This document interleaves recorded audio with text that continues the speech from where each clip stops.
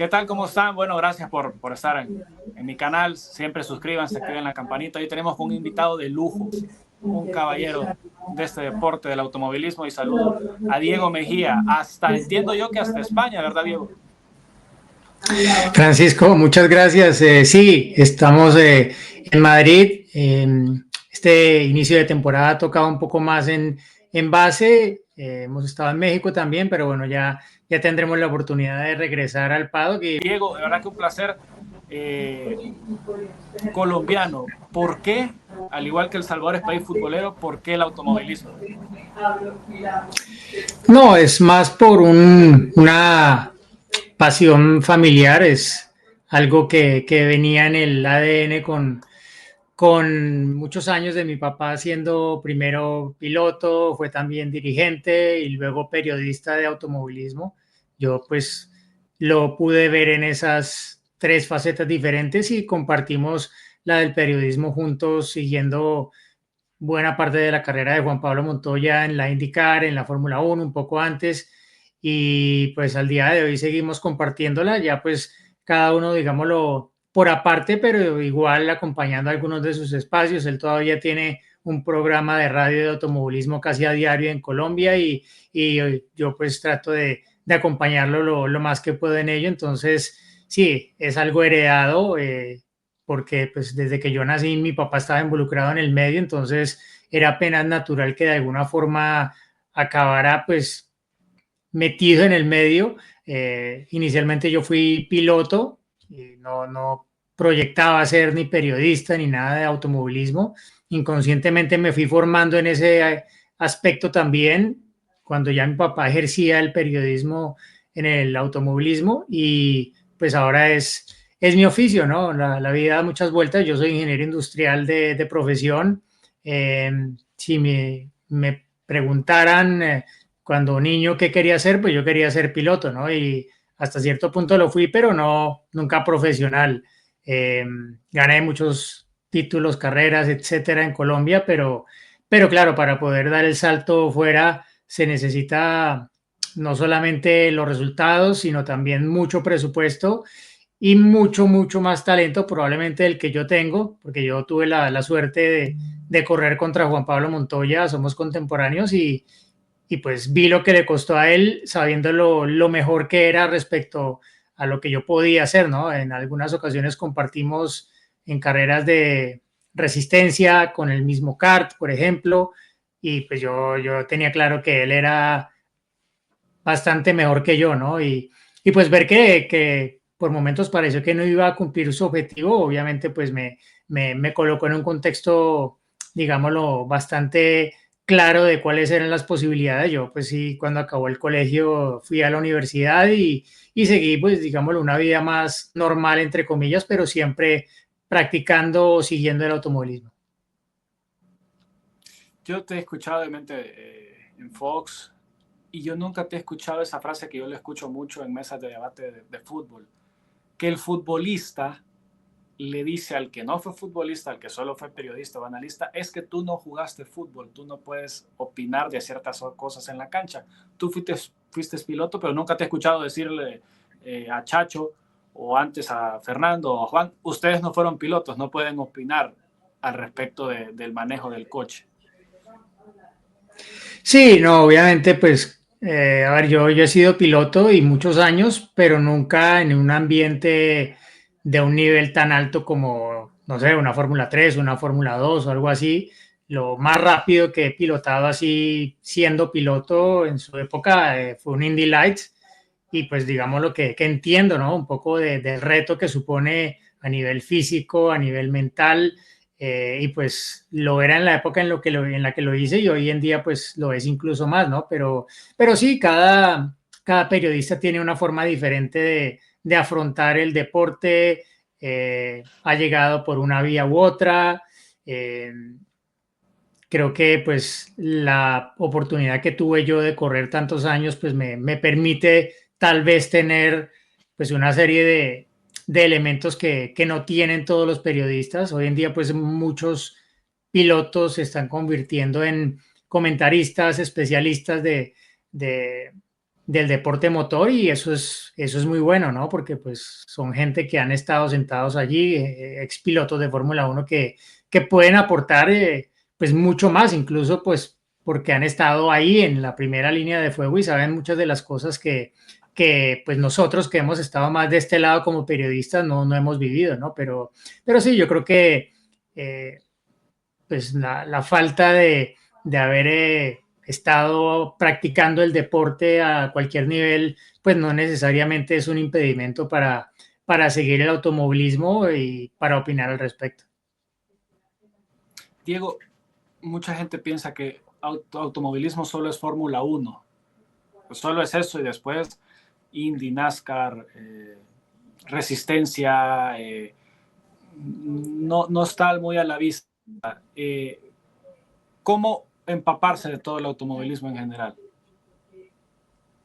Sí, yo creo que desafortunadamente pues la Fórmula Uno tiene un impacto y una llegada tan amplia en todo el mundo que se come todo lo demás, ¿no? Pero eso no quiere decir que los pilotos del WEC o los pilotos de la NASCAR o los pilotos de la Indy sean mucho menos que los de la Fórmula Uno, ¿no? Eh, Diferentes categorías suponen diferentes retos para los pilotos.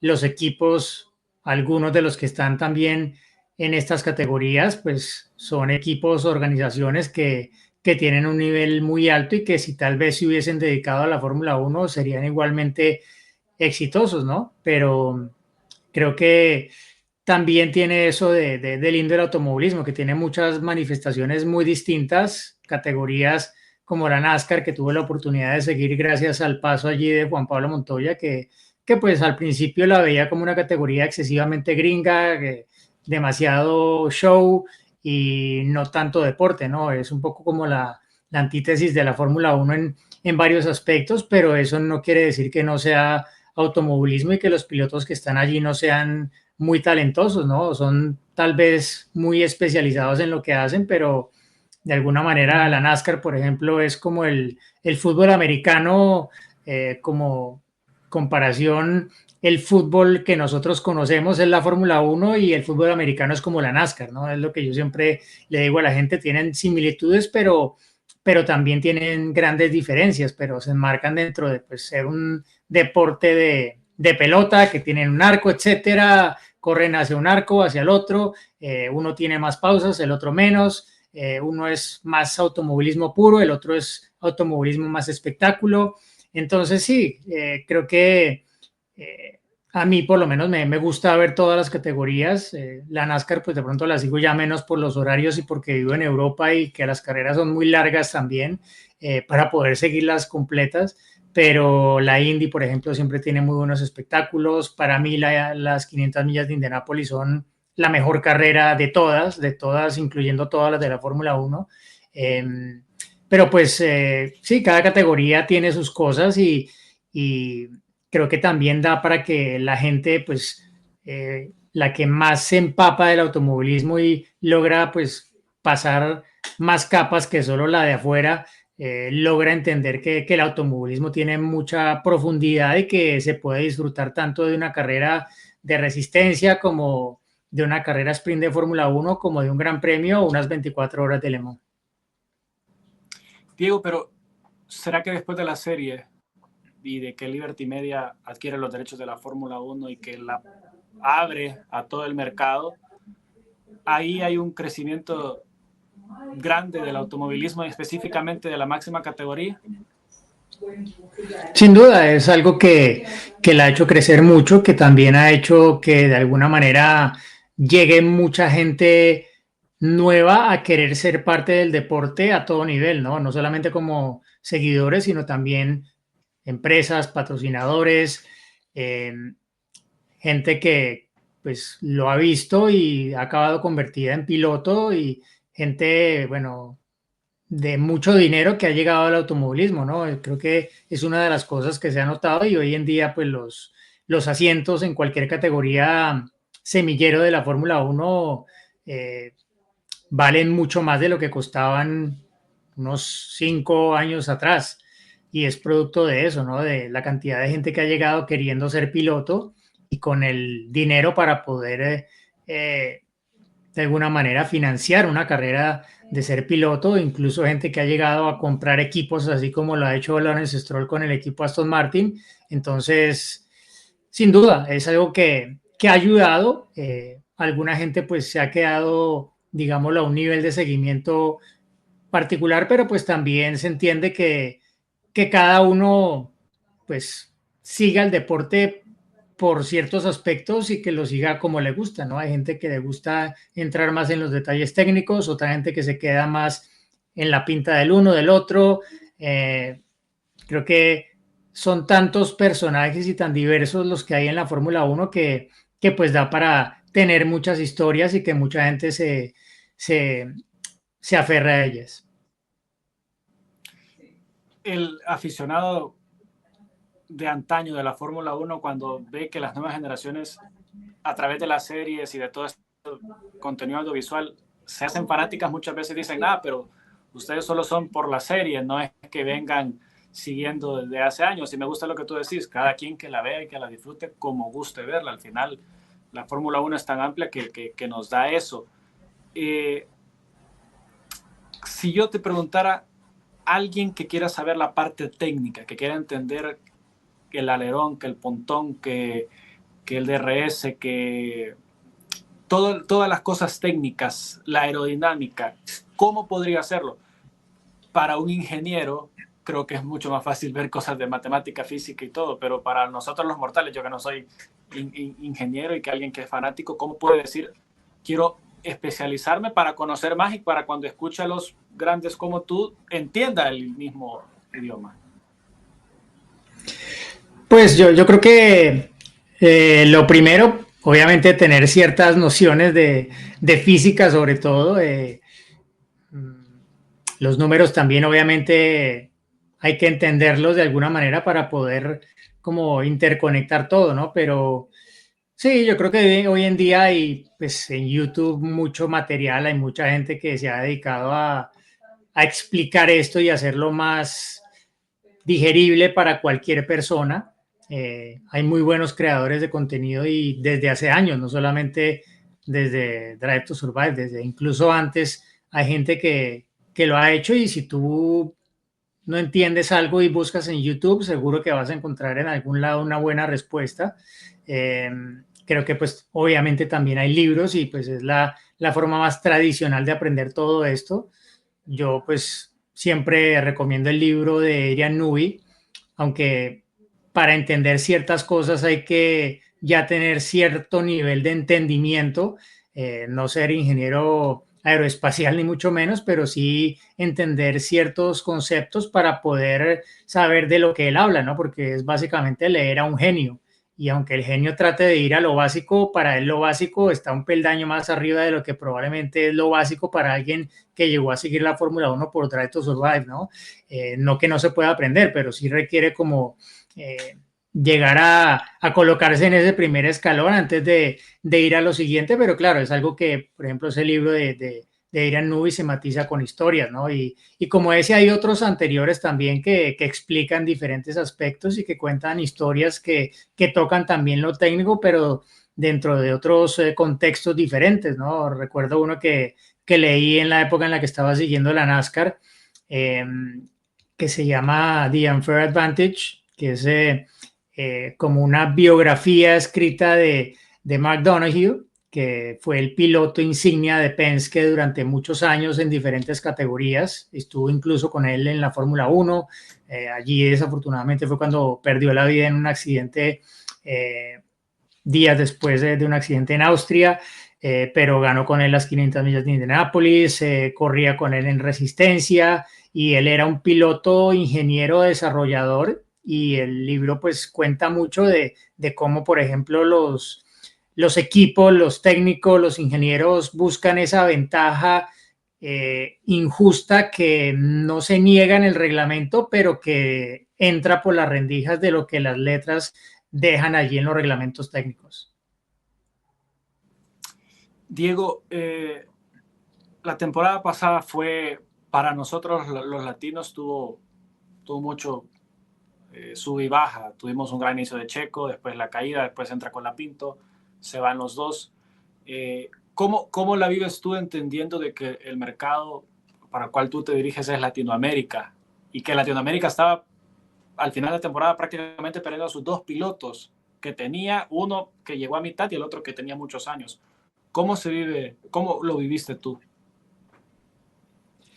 Pues obviamente yo estaba más siguiéndolo para México en realidad por el trabajo con Fox, entonces tuve que, digámoslo, seguirlo muy de cerca porque pues era una historia importante, ¿no?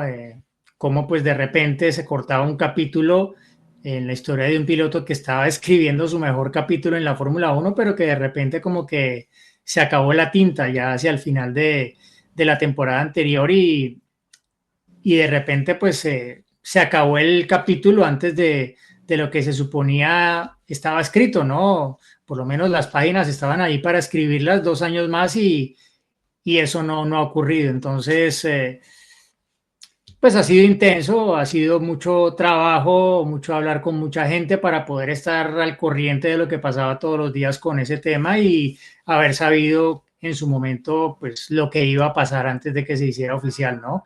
Eh, Son pues el tipo de noticias que uno no quisiera dar, pero que al final pues cuando ya está ahí tan claro que va a ocurrir y las palabras no se han dicho, pero los hechos lo demuestran, pues hay que estar allí para reportarlo. En el caso de Franco, pues yo creo que Franco va a tener continuidad, será cuestión de tiempo, tarde o temprano pienso yo que volverá a estar en un asiento de Fórmula Uno y ojalá que la oportunidad que tenga le permita ya desarrollar su carrera sin tener que pensar en, a ver, todos los pilotos tienen que probar que merecen su asiento cada carrera, pero pues que tenga una oportunidad, digámoslo, sin pensar que va a perder su asiento mañana, ¿no? Como le toca a muchos pilotos de Red Bull, sobre todo, que me alegró en cierta medida que él no hubiera entrado dentro de ese programa porque allí, pues,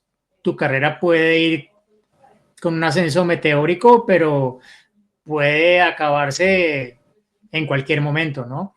Y pues Franco ascendió muy rápidamente, las cosas se le dieron todo muy rápido en el último año, básicamente, y es bueno que tenga la oportunidad de sentirse que está pisando sobre tierra firme, ¿no? Y creo que en Red Bull eso nunca está garantizado.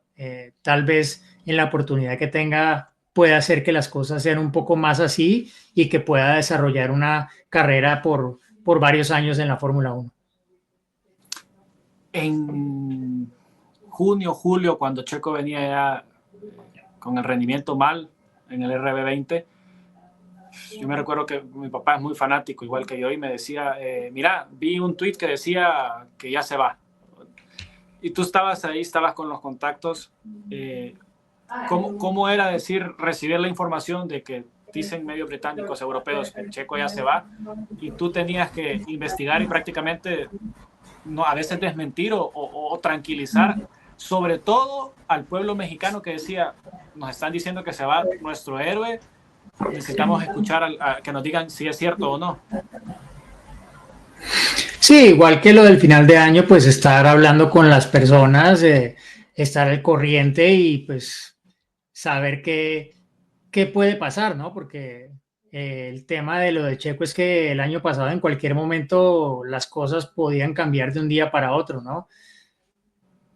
Cuando nos fuimos de Spa, la última persona con la que hablé fue con Christian Horner, porque ese día ya varios medios estaban reportando que era muy probable que Checo ya no volviera después de esa carrera, porque ahí iniciaba el parón veraniego y, y pues yo tenía que hablar con la persona más cercana a esa decisión, ¿no? Y desafortunadamente pues dejó tan abierta la puerta que pues no se sabía si iba a ser el caso o no, ya pues al día siguiente porque ellos tenían la reunión el lunes siguiente al Gran Premio y allí pues ya, digamos, lo que se calmó todo y pudo, digámoslo, irse de la Fórmula 1 de vacaciones con la seguridad de que cuando regresáramos para el Gran Premio de Holanda, el Zandvoort. de Zandvoort, si no me equivoco, sí, pues Checo iba a estar ahí, ¿no? Entonces, sí, pasó en varios momentos a lo largo de los últimos 2 años, pero pues ya cuando llegamos a Qatar, ahí ya era bastante claro que las cosas definitivamente habían dado un giro ya que no tenía retorno. Diego, si hubiese llegado a podio, no sé si hubiese ganado por lo que sucedió en Baku con Carlos Sainz, hubiese cambiado un poco con la información que tú tenías, el hecho de que Checo por lo menos hubiese llegado a podio una carrera. No sé, tal vez habría bajado un poco la tensión y la presión en ese momento, pero pues si los resultados de las siguientes carreras hubiesen sido los mismos, pues creo que el resultado habría sido igual, sino porque al final, como dicen en el automovilismo, eres tan bueno como tu última carrera y si hiciste bien Bakú, pero luego las siguientes no, pues lo que hiciste hace 2 o 3 semanas ya no importa. Diego, el público mexicano, tú cubriéndolo para México, teniendo cercanía con Checo, ¿cómo no encariñarse o no tener empatía con un piloto que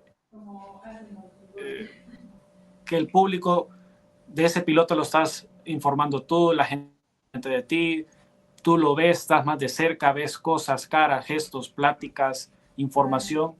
¿Cómo mantener la línea de decir, bueno, al final yo soy reportero, periodista, no puedo generar un vínculo con el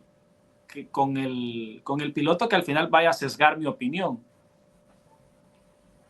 Sí, bueno, eso me ha tocado desde que empecé en este oficio, porque como te contaba yo, pues inicié siguiendo la carrera de Juan Pablo Montoya para Colombia, ¿no? Y pues yo a Juan Pablo lo conocía desde que éramos niños, corrimos juntos, entonces, claro, no, era muy difícil pues ya romper un vínculo que existía antes de que yo fuera periodista.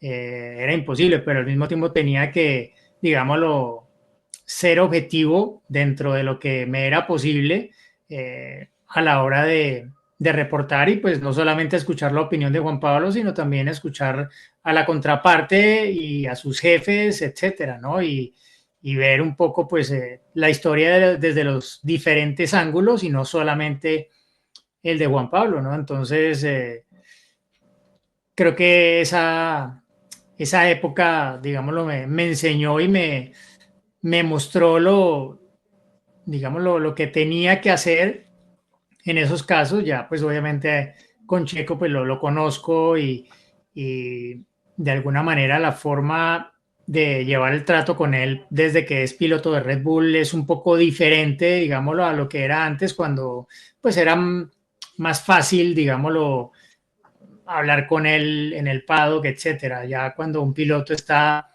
en un Red Bull, en un equipo de estos, se controla todo muchísimo más y el tiempo del piloto es mucho más limitado para cualquier cosa, ¿no? Pero eso no quiere decir que pues no se pueda tener algún tipo de relación con ellos o diálogo, pero obviamente mucho más restringido, ¿no? Igual creo que pues Checo como persona es un buen tipo, la gente pues creo que lo que genera él en la gente también es consecuencia de lo que él es como persona, ¿no? Y si no fuera así, probablemente no tendría la cantidad de seguidores que tiene hoy en día, no es solo porque lleve la bandera de México por todo el mundo.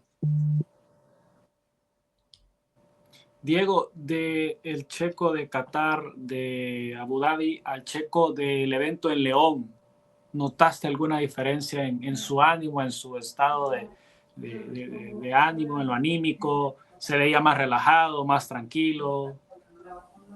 Sí, obvio, más relajado todo eso, porque pues ya no tenía la presión de nada encima, ¿no? Estaba pues disfrutando la vida como lo está haciendo ahora, mientras Red Bull está ahí pasándola bastante mal justo en este momento y el piloto que llamaron para reemplazarlo pues está tratando de sobrevivir en la Fórmula 1 y Yuki Tsunoda haciéndose a lo que era el rol de Checo, pues él está disfrutando de otras cosas, viendo otras facetas de la vida, pero al mismo tiempo con un ojo en la Fórmula 1, porque pues es un hecho que a él le gustaría volver si tienen la oportunidad correcta, como lo ha dicho, y ojalá que pues tenga esa oportunidad. Obviamente pensar que Checo pueda volver a la Fórmula 1 a ganar carreras y a estar a la altura de lo que estuvo en Red Bull, eso va a ser muy difícil, pero si él vuelve es porque sabe cuál es el reto, quiere conseguir el objetivo que supone ese reto y pues veremos si en últimas se da o no. Creo que hay unas expectativas para él, otras de quienes están interesados en sus servicios y es cuestión de que encaje una con otra para que se dé o no ese posible regreso. Cariño que te dio el pueblo mexicano, yo me recuerdo que veía cuando iniciaba la temporada para Fox, ¿por qué no está Diego? ¿Qué pasa con Diego? Y tú en una entrevista lo dijiste, al final eso es mucho más importante que un reconocimiento de algún compañero, de algún jefe. ¿Cómo viviste esos días en que veías que la gente estaba muy pendiente de qué pasaba con tu carrera y sobre todo si ibas a estar para Fox México? No, obviamente pues muy agradecido con toda la gente que pues se preocupó, preguntó, indagó por qué no estaba, cuándo iba a volver o no, etcétera. Pero bueno, lo positivo es que, digámoslo de alguna manera, ya nos hemos reencontrado, ya habrá la oportunidad de estar de nuevo en el circuito y pues qué bueno poder tener como ese reconocimiento de la gente que al final pues es, pues la mejor forma de tenerlo, ¿no? Pienso yo que la gente pues te eche en falta y que cuando no estés pues de alguna manera sienta tu ausencia, ¿no? Entonces, qué bueno poder estar de regreso y poder seguir compartiendo con la gente en México, que pues es una afición muy agradecida, muy apasionada y que sigue con mucha intensidad la Fórmula 1 ya pese a que no está Checo y que lo quieren ver regresar seguramente, pero ahí siguen muy atentos a lo que pasa en la máxima categoría después de haber llegado tanta gente más consecuencia de este paso de Checo por Red Bull. Parecía que la afición de la Fórmula 1 en México después de la salida de Checo estaba extrañando o se preguntaba, ¿va a seguir Diego? ¿Va a estar? Y al final se concretó. Entiendo que estás más en el set ahora, pero me decías que pronto regresabas al paddock. Sí, obviamente es el plan volver a estar en las carreras. Tal vez pues este año sea un poco más mixto, pero pues sin duda hay que regresar allí. ¿Sería para Miami? ¿Está planificado o tienes planeado estar en el paddock o todavía no? Sí, ya es el plan estar allí en Miami. Ah, bueno, entonces ahí vamos a saludar, vamos a platicar un rato. Se hizo también viral mucho unas declaraciones que tú diste sobre que Checo comentaba de que prefería que Yuki no se subiese al carro de Red Bull para no generarle presión. Al final, yo creo que, y lo dijo varias gente, Liam Lawson hizo que Checo se viese muy bien como piloto. Yuki ha comenzado difícil, Diego. Pero bueno, ahí va, ¿no? Yo creo que ya hizo su primera Q3, sus primeros puntos y poco a poco va a ir, digámoslo, tomando la medida del coche. Creo que pues llega en un momento en el que Red Bull está tal vez en su peor momento, ¿no? De los últimos 4 años y eso ya pues le coloca una base que no es la misma que tuvo Checo cuando llegó a Red Bull en 2021, ¿no? Que estaban en ese año ya peleando por el título. Aquí están tratando de seguir peleando el título, pero muchas carreras como la de Bahrein y va a ser complicado, ¿no? Entonces, sí, yo creo que pues lo que me mencionaba de Checo fue más porque al final no lo seleccionaron y pues de alguna manera no quedaba sometido a lo que quedó sometido Lawson y al final salió quemado, ¿no? Entonces, pues con el tiempo probablemente irán yendo las cosas un poco mejor para Yuki, pero creo que la carrera de Bahrein ya fue una muestra clara de que pues era mejor para ese puesto que Liam Lawson. y que seguramente pues las cosas cada vez irán mejor conforme también vaya mejorando el coche, ¿no? Porque si no mejora, pues igual el techo de lo que puede lograr Yuki no va a ser tan alto como él quisiera, pues de esta oportunidad de estar en el equipo principal de Red Bull. No, yo siempre pensé que era Yuki antes que Liam para iniciar la temporada. Al final se confirma. No sé si tú piensas lo mismo, Diego. Sí, yo creo que eso, pues, la gente de Red Bull lo tenía, pues, visto de una forma distinta por distintas razones también, pero pues, por experiencia y por diferentes razones, era el candidato lógico, ¿no? No creo que, pues, no estamos aquí descubriendo el agua tibia. Diego, la temporada pasada fue espectacular porque fueron muchos ganadores, se luchó hasta el final con el tema del campeonato de constructores. Esta va a ser una copia de las temporadas de dominio total de Mercedes y Red Bull, en este caso con McLaren, o ves siempre competencia y lucha en la parte alta de la grilla? Ojalá que esté luchada. Yo creo que Mercedes, si logra dar un paso con el coche, puede hacer que la temporada sea interesante. Si Red Bull arregla sus problemas, Max se las va a arreglar también de alguna manera para mantenerse allí en la lucha. Ojalá que Ferrari llegue en algún momento. Tal vez han dado un muy pequeño paso en Bahrein, pero tal vez este fin de semana se vea algo más de lo que debería aportar pues la mejora que llevaron al Gran Premio de Bahrein como un primer paso hacia acercarse a dar el nivel de lo que son las expectativas de los tifosi y de todo el mundo de la unión de Hamilton con Ferrari, ¿no? Pero pues al mismo tiempo se está viendo que no es fácil para Hamilton dar este paso, adaptarse a un equipo diferente, con una forma tan distinta de hacer las cosas, con un compañero de equipo que ya lleva allí muchos años, desde 2019, que es muy rápido, que ya está muy hecho a todo en ese entorno.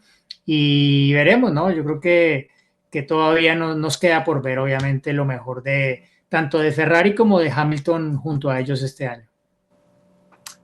Diego, rapidito, antes de ir cerrando, también ahora tú te dedicas a las plataformas digitales, veo que estás subiendo contenido en redes sociales. Hablando de que tú iniciaste en un periodismo tradicional que está mutando a redes sociales, y en el caso yo crecí con el periodismo tradicional, pero ahora que estoy llegando, prácticamente las tendencias son lo digital. ¿Cómo has podido equilibrar las cosas y cómo te animaste a irte por lo digital también? Sí, digamos que me costó un poco al principio, pero tal vez el año que estuve fuera del paddock me permitió como entender un poco más la parte digital y meterme más en ella, y luego cuando regresé al paddock, pues poder integrarla de tal manera que fuera como un complemento de lo que pues ya había hecho durante tanto tiempo, ¿no? Pero la demanda de contenido de los seguidores pues exige que estés haciéndolo permanentemente.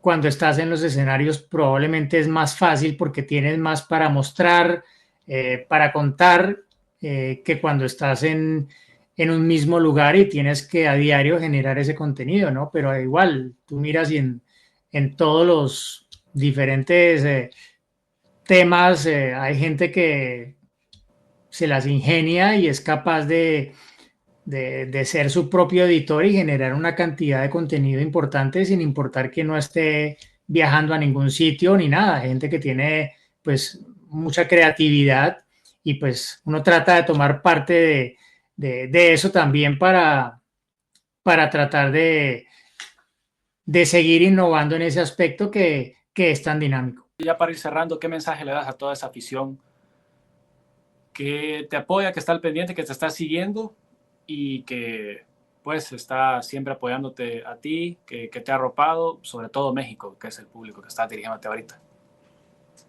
No, por supuesto, agradecerles por el seguimiento, por el apoyo, por los comentarios, los buenos, los malos, los neutros, porque al final todo aporta. Creo que pues lo importante en este mundo de las opiniones y todo esto es respetar las opiniones de todo el mundo, mantener pues el tono en la conversación y sí, todos podemos ver las cosas de manera distinta, opinar distinto, hacer valoraciones distintas de un mismo tema y eso pues en muchos casos en lugar de generar algo negativo lo que hace es enriquecer la conversación, ¿no? Entonces pues hay que tener un poco la apertura en ese sentido y saber que pues en este mundo de la Fórmula 1 en particular pues hay gente que acaba de llegar, hay gente que lleva muchos años, que al final pues nos une un poco lo mismo desde diferentes ángulos, pero que pues es un mundo muy amplio y que se puede disfrutar de diferentes maneras y que no hay que sabérselas todas para disfrutar de la Fórmula 1. Diego, para México, ¿ves posible que estén dos pilotos mexicanos en el mismo equipo para el 2026? Yo creo que es muy difícil.